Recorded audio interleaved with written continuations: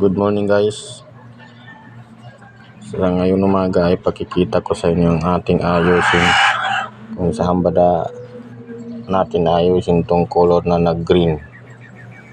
Itong sa may bandang kilid sa picture tube ay nag-green siya. So, ito siya. Nakikita natin tong nakapalibot sa mga picture tube niya.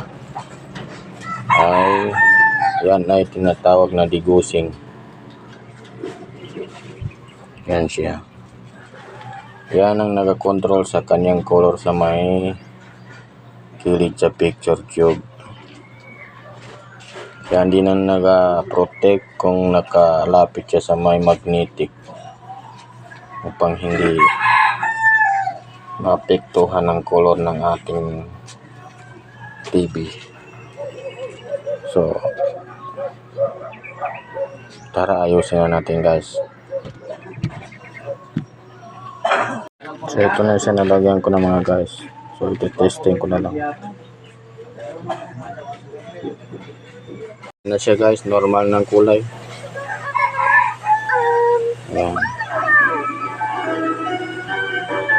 So hanggang dito na lang aking video. Good morning ulit.